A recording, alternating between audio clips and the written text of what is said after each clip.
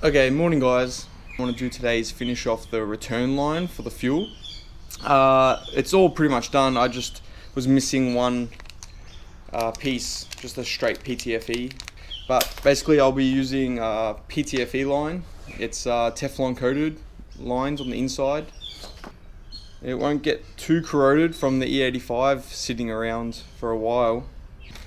I'll join this bit on, connect it up, measure it to the back of the car all the way to the fuel tank, and I'll cut it and then put the other fitting on, and basically that will be joins.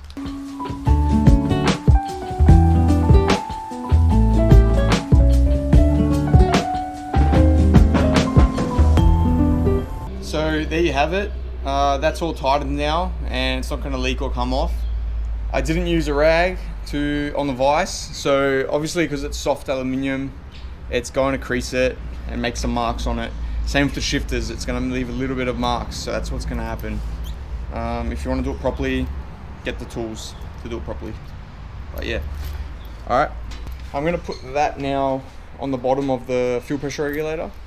Then I'll line up where I want the fuel line to go all the way to the back, and we'll see if I got enough. I should have enough, and then I'll connect it to the return on the fuel tank, fuel cell on the back.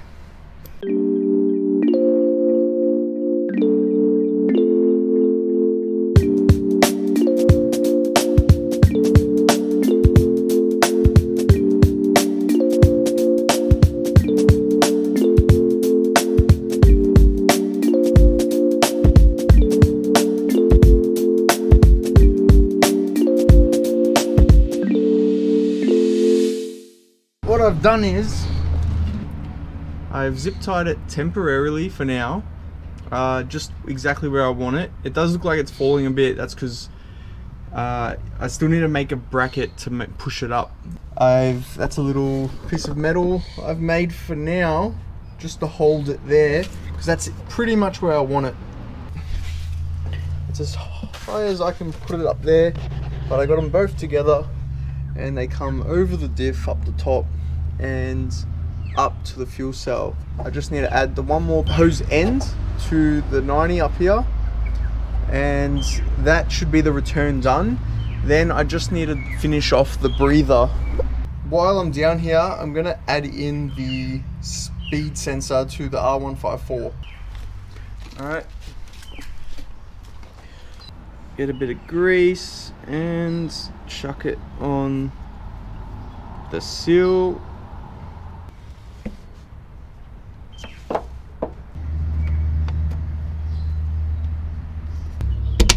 Oh well, that just went in really nicely. Alright, I just need a bolt for that. It's the bolt there.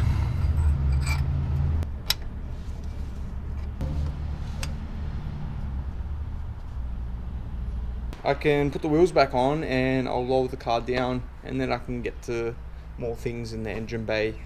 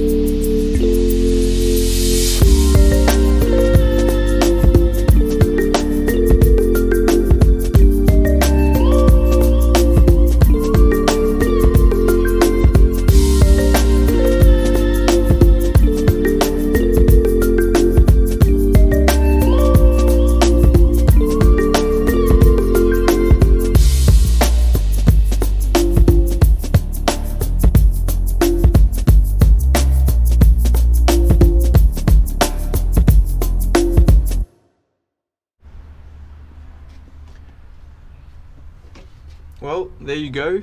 That's the return there done. Coming up next to the feed. It's all mounted. Then we've got the breather at the back here, or the other side. And then I've just got it round to the back, just over here for the one way. Came up really good. Now today, I'm going to finish the intercooler piping. So this side I need to do. Now I do have some pre-made pie cuts already done by my friend. So I'll probably just weld them all together to make that tight 90 there. And then I'll run probably a 90 here. And then at the front, you'll probably need another 90 here. So hopefully it all comes together. Damn, look at that. That's why you gotta tape them shut, eh? Leaves in here. I'll have to clean that before I put it all together. This side's pretty much done. It's not here, but I've got it back in the container. I've just got one section to weld together because I've finished this side of it and I've finished this side of it. So I just need to make a join in the middle. Okay, what I'm up to now is I've just taken off the intake off the turbo just for a bit more room. Here's the intercooler piping I've already made up last time. I just come into a bit of a problem. I measured it last time with these loose and I measured 90, but now that I've pretty much tightened this up a little bit and this side, it's pulled it in a bit, just how it's managed to go. And if I do that there, get me ruler. I measured it before, but it ends up being about 75 mil, which will make that a lot better because with that in, it just pushes this heaps back. So that'll be a huge problem. So I'm gonna go cut a piece of 75 mil off this, off the cutting machine in the back, and then I'll be able to weld that up. Okay, I got it all measured up. I got the mark down here on this machine. We'll turn it on and see how it cuts.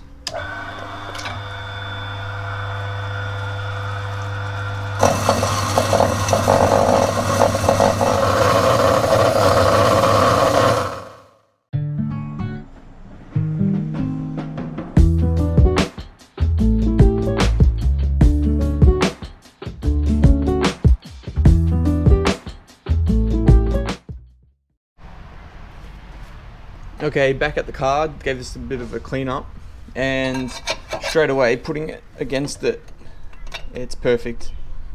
So I might just weld one side of it and then I'll bring it back here and I'll mark exactly the angle this one needs to be and then weld that one.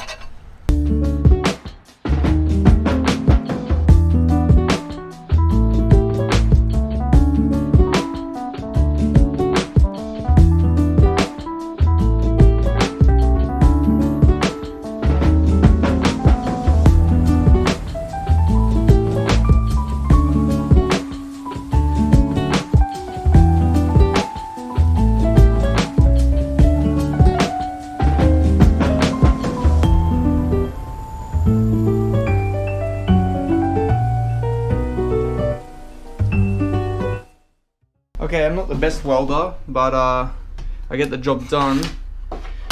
I tried to add the filler, but it's so hard to keep it steady, and it's intercooler piping, so I don't mind too much, but it won't focus. See, maybe you can see it better like that.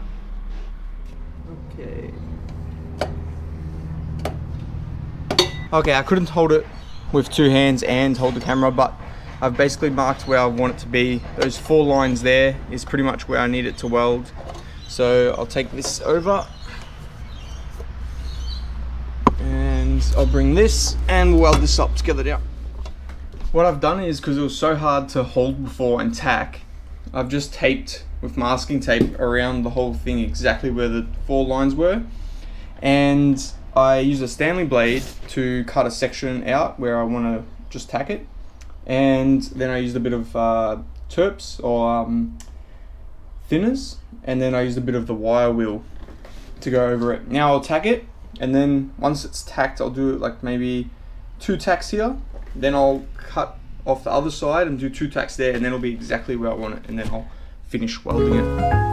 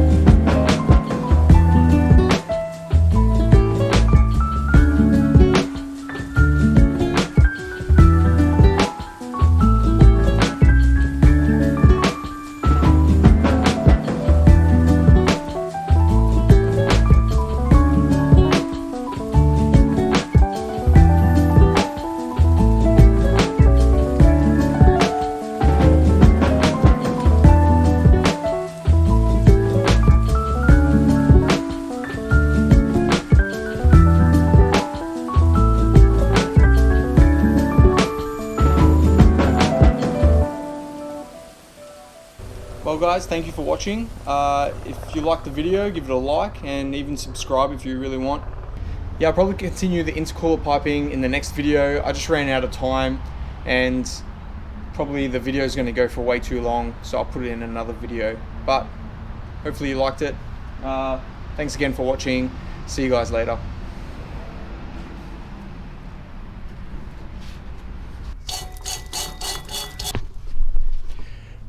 Well.